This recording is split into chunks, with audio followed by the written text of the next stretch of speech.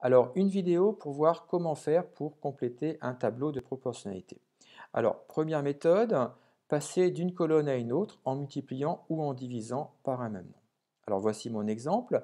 Quand il part en randonnée, Cyril marche toujours à la même vitesse. On peut donc considérer que la distance qu'il parcourt est proportionnelle à son temps de marche. Il met 20 minutes pour faire 1,5 km. Première question, combien de temps mettra-t-il pour faire 4,5 km? Deuxième question, combien de kilomètres parcourra-t-il en 10 minutes? Donc je commence par m'intéresser à la première question. Et pour cela, je vais utiliser un tableau.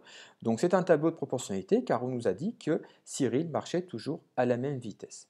Donc je regarde ce tableau et je constate que pour aller de 1,5 à 4,5, eh bien, il suffit de multiplier par 3. Donc qu'est-ce que ça signifie ça? Ça signifie que la distance parcourue est 3 fois plus grande. Bon, comme il marche toujours à la même vitesse, ça veut dire qu'il va lui falloir 3 fois plus de temps. Voilà. Et j'en déduirai donc que pour faire 4,5 km, Cyril aura besoin de 60 minutes. Alors maintenant, je m'intéresse à la deuxième question. Donc, combien de kilomètres va-t-il parcourir en 10 minutes? Alors, deux options. Soit je regarde la première colonne, 20 pour aller à 10, c'est 20 divisé par 2. Ou la deuxième colonne, 60 pour aller à 10, 60 divisé par 6. Bon, moi je préfère faire une division par 2 plutôt que faire une division par 6, donc je vais utiliser la première colonne.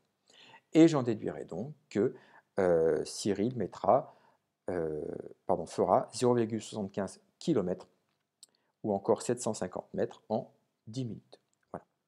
Alors, deuxième méthode. Donc, deuxième méthode, cette fois-ci, on va passer d'une ligne à une autre en multipliant ou en divisant par un même nombre. Alors, mon exemple, Iwen va faire des courses, elle achète 3 kg de tomates pour 6 euros. Combien payera-t-elle pour 10 kg de tomates et quelle quantité de tomates achètera-t-elle avec 13 euros?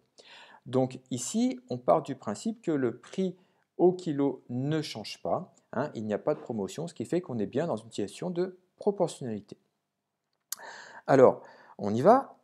Donc j'utilise un tableau, ce tableau est un tableau de proportionnalité, et je m'intéresse à comment fait-on pour passer de la ligne du haut à la ligne de bas, ou de la ligne du bas à la ligne du haut. Bon, en regardant les nombres 3 et 6, hein, j'en déduis que 3 fois 2, ça fait 6. Donc du coup, qu'est-ce que je vais faire? Eh bien, je vais multiplier 10 par 2, qui va me donner 20. 13, je vais le diviser par 2, qui va me donner 6,5. Et j'en déduirai donc que Iwen payera 20 euros pour 10 kg de tomates et avec 13 euros, elle pourra acheter 6,5 kg de tomates. Alors, la même méthode, mais cette fois-ci avec des nombres un petit peu plus compliqués. Alors, un autre exemple, Guénolé va faire des courses, il achète 7 kg de riz pour 4 euros. Combien payera-t-il pour 10 kg de riz? Et deuxième question, quelle quantité de riz achètera-t-il avec 13 euros? Donc, pareil, j'utilise un tableau de proportionnalité. Et je m'intéresse à comment fait-on passer de 4 à 7? Quel est le nombre qui est de telle sorte que 4 fois ce nombre-là fait 7? Bon, là, ce n'est pas évident au premier regard. Donc, on va utiliser les fractions. Bon, 4 fois 7 quarts, ça fait 7. Donc, du coup, le nombre qui m'intéresse, ce sera 7 quarts. Bon, 7 quarts, il s'avère que quand on calcule cette fraction, on obtient un nombre décimal qui est 1,75. Donc, on va remplacer 7 quarts par 1,75. Et du coup, pour 10 kg de riz, on fera 10 fois 1,75, on obtiendra 17,5. Alors maintenant, je m'intéresse à la deuxième question. Donc, cette fois-ci, je vais dans l'autre sens. Donc, je me pose la question, 7 fois combien qui fait 4? Alors, toujours pareil, 7 fois combien fait 4, ce n'est pas évident. Bon, je vais utiliser les fractions. 4 septièmes. Alors, du coup, je mettrai fois 4 septièmes. Alors, la différence par rapport au cas qui était juste avant, c'est que tout à l'heure, 7 quarts, on avait pu le remplacer par un nombre décimal. Là, 4 septièmes, on ne pourra pas le remplacer par un nombre décimal. Donc, les calculs vont se faire avec la fraction 4 septièmes. Donc, on y va. 13 fois 4 septièmes, ça fait 52 septièmes. 52 septièmes ne se termine pas, donc on aura deux options. Soit on écrira à la place du point d'interrogation 52 septièmes, soit on remplacera 52 septièmes par une valeur approchée. Après, libre à nous de choisir combien de chiffres on décide de mettre pour être plus ou moins précis. Voilà. Donc on obtiendra la conclusion. Guénolé paiera 17,5 euros pour 10 kg de riz et il achètera environ, j'insiste bien, c'est environ, ce n'est pas une valeur exacte, 7,4 kg de riz avec 13 euros. Si on avait voulu avoir une valeur exacte, il aurait fallu qu'on écrive une fraction et on aurait écrit dans ce cas-là 52 septièmes. Voilà. Alors une troisième méthode consiste à additionner ou à soustraire deux colonnes pour obtenir une autre colonne. Donc, voici mon exemple.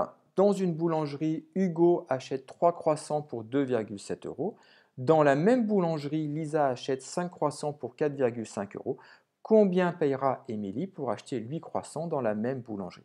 Voilà. Donc, il est important que ce soit dans la même boulangerie parce que ça signifie que le prix du croissant sera toujours le même. Et donc, on sera dans une situation de proportionnalité. Donc, j'utilise encore un tableau. Et là, qu'est-ce que je constate? Je constate que 3 et 5, si je les additionne, j'obtiens 8. Voilà. Et donc, qu'est-ce que je vais faire?